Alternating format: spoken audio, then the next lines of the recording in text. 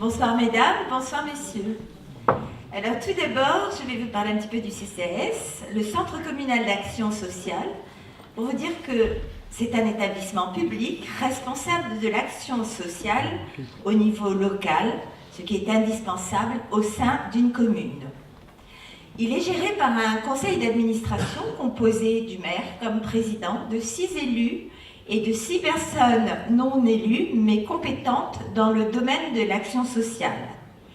Son rôle principal est d'informer les familles afin de les orienter dans le foisonnement des diverses aides et subventions légales, mais aussi de monter des dossiers, aide sociale, APA, CMU, MDPH, surendettement, FSL, téléassistance, donc tout un charabia, mais qui est très utile de toute façon, et d'accorder des aides exceptionnelles, principalement des aides alimentaires, et aussi d'organiser les portages de repas pour les personnes qui en ont besoin.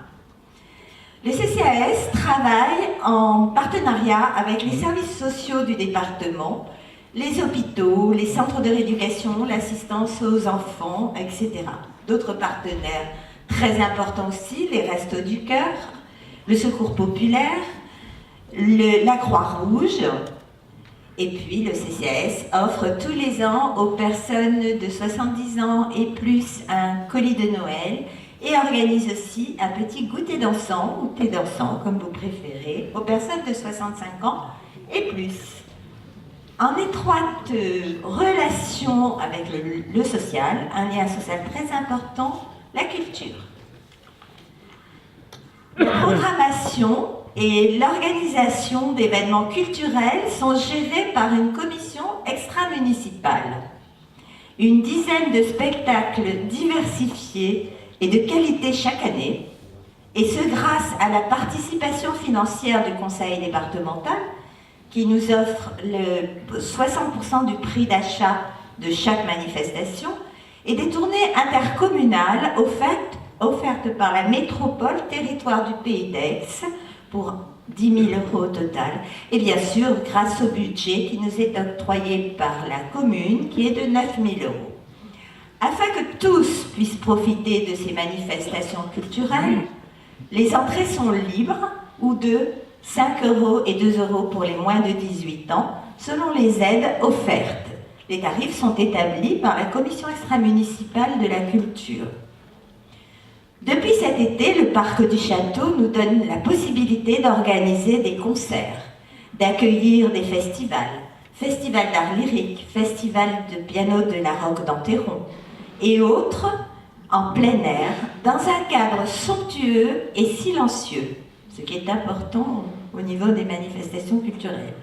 Nous vous y promettons quelques autres manifestations de très grande qualité. Merci à tous les membres de ma commission qui portent à bout de bras cette organisation.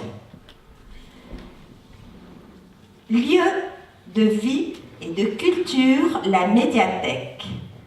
Gérée par une bibliothécaire à temps plein, 2 employés à mi-temps, des bénévoles, et bientôt un ou une employée à temps plein, dont la majeure partie du salaire sera prise en charge par la DRAC, Direction régionale des affaires culturelles.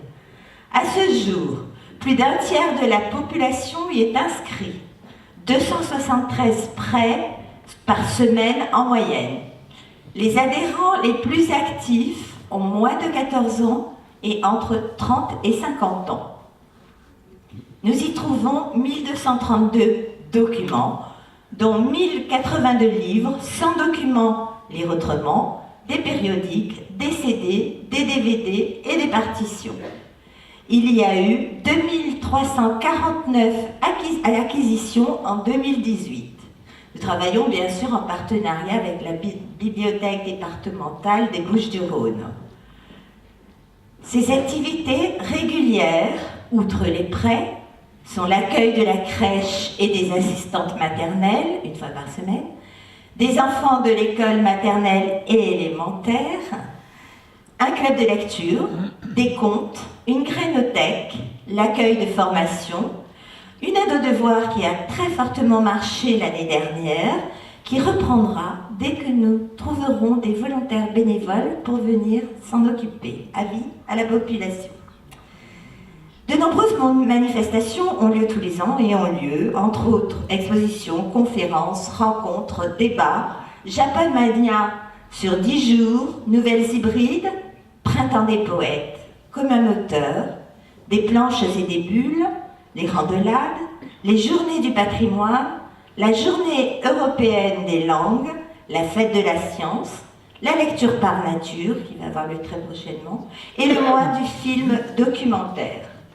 Nous y voyons très souvent des enfants qui viennent y faire leurs devoirs en sortant de l'école, ou même simplement lire ou fouiller, farfouiller dans les étagères de la médiathèque. Mais aussi, c'est aussi le comité des fêtes qui, grâce à mes rares animations, vous apporte de grands moments de réjouissance tout au long de l'année. Je lui cède la parole.